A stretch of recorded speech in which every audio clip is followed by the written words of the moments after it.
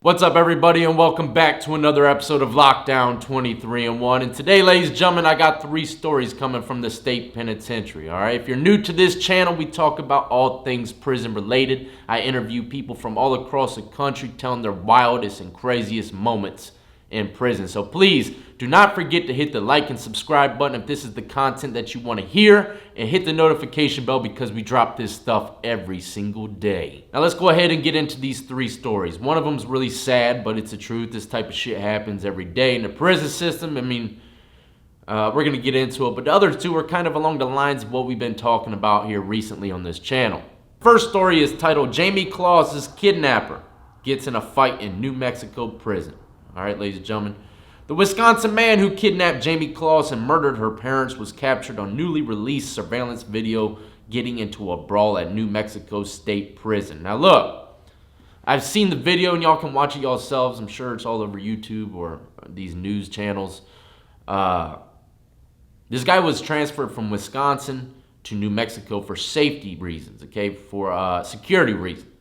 I guess his case was high profile, and they just want to move him out of state, so maybe it's a little, goes by a little unnoticed, you know? But I mean, this guy's pretty noticeable, and he made nationwide news, so someone's gonna know and recognize who he is, wherever he goes. You know, it don't matter if they shove him over here in Virginia, someone's gonna know him. But anyways, Jake Patterson is his name, was seen fighting with an inmate in a roughly 2-minute video from August released on Thursday. The state corrections department said inmates told Patterson he needed to leave their pod because of his case in New Mexico. And if you look at this pod in the video, it looks kind of like a PC pod. I don't know. It's very quiet. There's not many people in there. It doesn't look like shit's going on. You know, I'm sure they threw him in a PC pod. I doubt they would transfer him from Wisconsin to New Mexico for security reasons and just throw them in the main population. Because New Mexico, man, y'all know just as well as I do,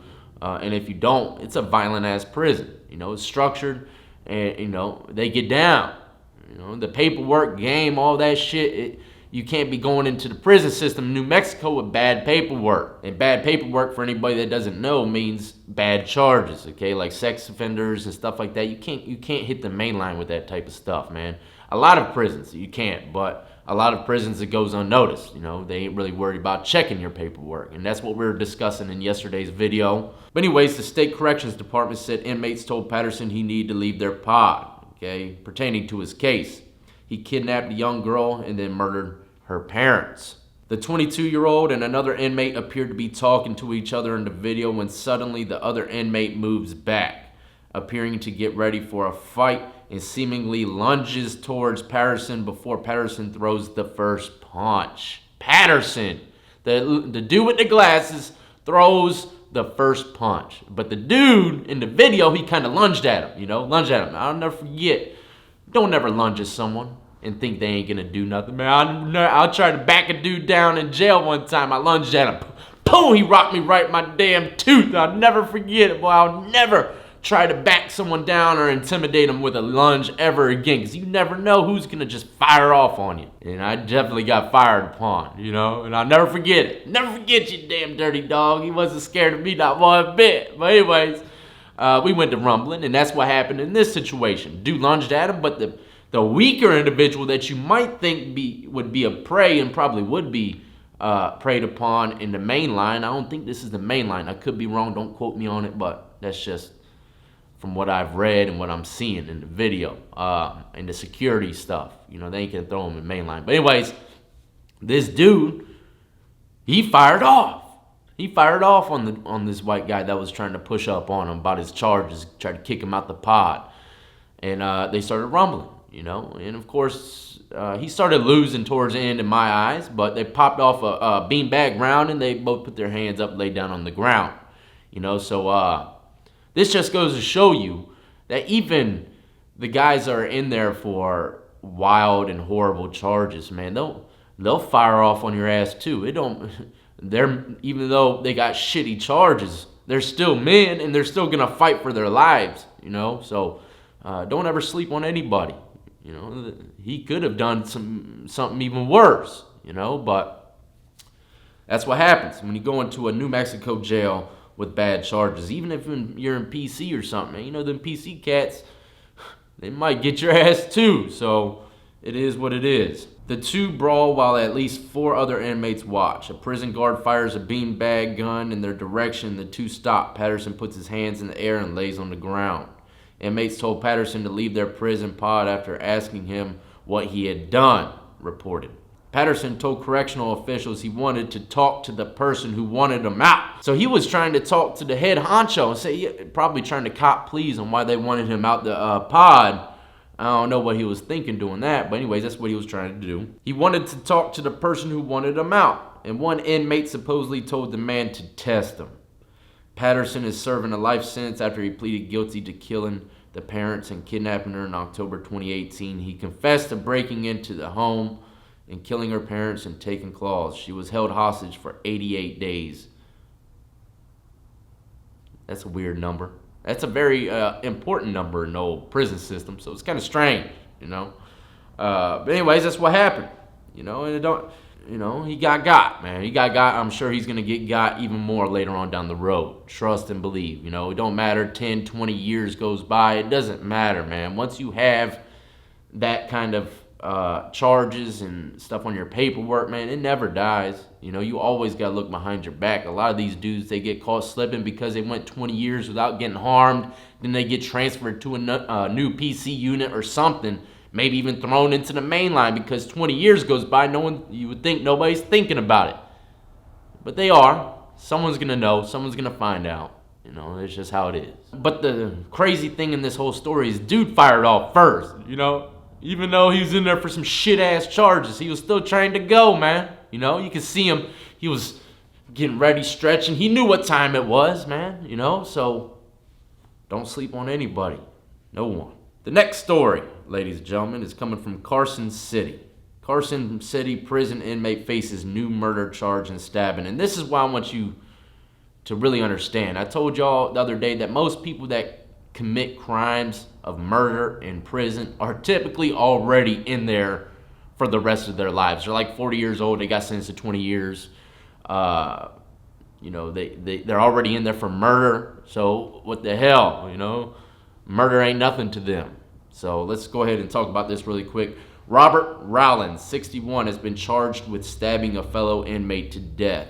Rowland, who is serving life in prison for murder already, faces a new charge of murder with the use of a deadly weapon, along with battery by a prisoner with the use of a deadly weapon and assault on an officer with the use of a deadly weapon. This guy don't give two shits about all those little charges. He don't care.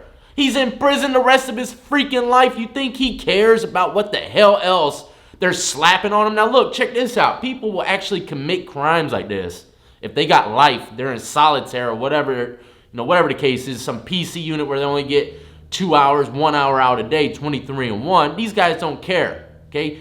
They get moved and transported for other crimes, okay? They get to smell the fresh air, you know? Check this out. He is specifically charged with stabbing Mr. Burton, 29, 61-year-old, took a 29-year-old man's life. Keep sleeping on those old heads. What I just tell you the other day in my videos, some old heads, boy. They got life. They ain't committed no crimes in the prison system for a while or something. It don't matter. They got life. It don't matter how old they are. They can kill you, man. You know? And I'll tell you what, some of the craziest dudes I've seen in prison were the old heads that snapped, kirked out, man. You know, they just went to town. They're chilled out, they're relaxed, but they're wild animals still, even if they're old. It don't matter. It don't matter, man. He is specifically charged with stabbing Mr. Burton, 29, during an incident in May 2018. He was transferred from Northern Nevada Correctional Center to Carson City Jail. See that? He was transferred to a jail. So that means he got a little fresh air, he got a car ride and stuff like that, ladies and gentlemen. A car ride, getting into a van, even though you can't see shit, just hearing the engine turn on and hearing other cars beside you, or seeing maybe something out of a little hole in the van, back of the van. This is 100% entertainment to a murderer that's on 23 and 1, you know, lockdown status. I don't know if he was, but, you know, most of these guys, you know, just me. I wasn't even serving life. I was stuck in jail for a year straight, you know. And when they would transfer me to court, go up in the underground tunnel or whatever, I would go outside, I could smell the fresh air, man, and I could, it was just seeing the trees and people walking around. I mean, that was a thrill to me. So going to court sucked, but it had its perks as well. Just being around other people, seeing a different scene. Something as small as seeing a different room is excellent to someone that's serving life. Some of these dudes, they commit crimes like this just to get the hell out the block, or just to get transferred for a new scenery to make them feel alive again, because they're stuck in this freaking unit and it's day in, day out, and they feel as though they're not even alive anymore. So some people resort to cutting themselves just to get to the infirmary and see a woman, or just see people, just a change of pace. That's how it works. But I don't know if this is why he did it. It might have been on, some other stuff. But guys that are doing life, they catch thrills in a change of pace. So that's just facts. That's just facts, ladies and gentlemen. He was transferred from Northern Nevada Correctional Center to Carson City Jail on October 30th for proceedings on those charges. He's being held without bond. Of course he is. I mean, he's already in there for freaking murder. Roland has been in prison since 2000, serving 4 life sentences. See, someone that's serving 4 life sentences shouldn't even be around anybody else. In my eyes, that's just my opinion, man. 4 life sentences, especially if it was for murder or something like that, those guys should not even be around anybody else, because they will kill again. Chances are, anytime you read majority of these prison stories, news articles coming out of prison of guys killing someone in prison because they already got life, or they got a significant amount of time. I cannot stress that enough. That is how it rolls in the prison system. He was already sentenced to 4 life sentences after being convicted in Carson District Court on 1 count of first-degree murder and 3 counts as an habitual criminal. He was also convicted more recently of being an inmate in possession and sentenced to an additional 2 to 6 years in prison. Burton was also serving life for first-degree murder and use of a deadly weapon, as well as conspiracy to commit a violent crime, robbery, and assault with a deadly weapon. He was convicted in April 2008 in Clark County District Court. So that was another time he got transferred down to the court system, But it is what it is, ladies and gentlemen, especially anybody out there that might be facing time in a higher level prison, 3 and up, and you're surrounded by lifers that you think is old as dirt, and they ain't about shit. Think again, man. One wrong move, you disrespect them one way, they'll wake up next morning feeling some kind of way.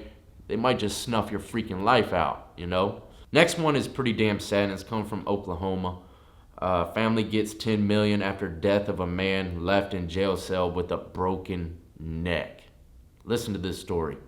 An Oklahoma county agreed to pay the estate of Mr. Williams, whose complaints were ignored by members of the detention and medical staff for 5 days. Elliot Williams tried to tell guards at Oklahoma jail that he had broken his neck, but surveillance footage shows staff members at the Tulsa County Jail throwing trays of food toward him and placing water out of his reach as he struggled to move on the floor. This whole time, he's got a broken neck. It's crazy as shit, ain't it? They dragged him on a blanket from another cell and would later say he acted as if he was paralyzed and wanted to be waited upon. More than 8 years later, ladies and gentlemen, the county agreed to pay him pay the family or estate $10 million. 8 years later, it took for him to get justice. By the time he died, he had been injured for 5 days, and the jail recorded the final 51 hours of his life from a monitored medical unit. It is so disturbing, says the estate's attorney. There were dozens of people who came in contact with Elliot in the Tulsa County Jail and laughed at him, mocked him, thought he was faking, and didn't do anything. Ladies and gentlemen, correctional officers out there that might be watching my channel, all right? You cannot risk it. Even if you've seen inmates cry wolf a million times over, you cannot risk the possibility of you being held accountable for another man's death, okay? If someone is going through something in a cell, Even if all the other guards are mocking and joking, look, you got to stand up for what's right. You got to do what you got to do. Be that whistleblower, whatever the case is. You can't just suspect that just because a million other guys lied about being sick and went to sick call for no damn reason, you can't just suspect that that guy's lying. You can't. Not like that, because not everyone is, you know? And there's many stories where correctional officers have been mocking these inmates and just let them die a cold, lonely death on that cement floor in a cell the size of your bathroom. It is the dehumanization of people who are in their custody. That's a key word, dehumanization. Listen, ladies and gentlemen, anyone who's been to the pen will tell you, as soon as you walk through the gates, you're being dehumanized by strictly being strip searched. Okay? As soon as you get butt naked in front of someone and have to cough and squat, you ain't being treated like a human no more. Okay? That's not the typical thing that humans have to go through, you know? So right off the bat, booking, you're going to be dehumanized, you know? I understand the safety precautions, but that's just how it is. That's just how it is, dehumanizing to the people that are getting stripped down. I mean, I was used to it. You get used to it, but it's still crazy to think about someone's looking at you squat and cough, you know? And there's many other things that dehumanizes you, man, like this, you know? People are ignoring your pleas for help, laughing at you after you get beat up or jumped, stuff like that, you know? Everything about prison is animalistic, you know?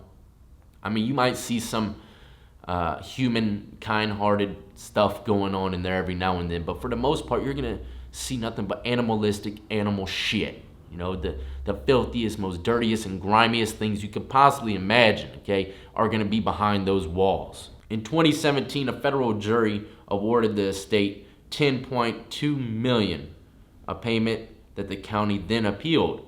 The settlement announced on Tuesday eliminated the requirement of Mr. Glanz, who was the sheriff at the time, Mr. Williams' death, to pay $250,000. Eliminated it. So I guess he ain't got to pay the $250K, but the county, I guess, is going to have to pay the $10.25 million. Mr. Williams, okay, listen to this. This is sad, man. A 37-year-old Army veteran, all right, had been arrested in October 2011 on an obstruction complaint in a hotel lobby in the Tulsa suburb of Owasso. The police noted that the arrest report that Mr. Williams was having a mental breakdown and that he said he was going to hurt himself. After he was brought into custody, Mr. Williams was transferred to a cell at the David L. Moss Criminal Justice Center, where he bashed his head into a steel door and broke his neck. Damn! That dude hit his head so hard into the steel door that he broke his damn neck. That's crazy. His complaints about the injury were largely ignored by detention and medical staff members. The medical examiner confirmed in 2014 that Mr. Williams had died from complications of a vertebral spinal injuries, as well as starvation and dehydration. Well, there you go, ladies and gentlemen. You know, I mean, that's crazy. Do you feel as though the county should be awarding $10 million to this individual for, you know, snapping his own neck? I mean, he did call out for help about it for 5 days, you know. Let me know how you feel about that story and other stories that I discussed. And I hope you enjoyed, ladies and gentlemen. Please do not forget to check out all the links in the description of the video. Add me up on Twitch, Twitter, Instagram. I'm about to go play some COD right now. Death I Bring 757. Follow me over there. Go buy yourself some Lockdown 23-in-1 merchandise. Good deals. Just in time for the holidays. Go buy, you know, your adult child some Lockdown gear. I know he's probably been watching my channel. You know, it'd be a great kick. It'll be a great Christmas stocking, you know, keep his ass out of jail. But anyways, yeah, go check out all the links in the description of the video. Stay tuned. I got a lot of great interviews coming and some more stories. I got some dumb criminals of the week. A lot of good content. A lot of good content you can be looking forward to on this channel every single day. So please do not forget to smash that like button. Hit the notification bell, ladies and gentlemen, and make sure it notifies you for all of them, because we drop videos like this every single day. And I say we because my audience brings a lot of these stories my way. So it's not just me working, it's my viewers as well. And I salute To every last one of you been supporting me since the beginning, and everyone who's just now joining the lockdown compound, y'all be easy, be safe, and stay free.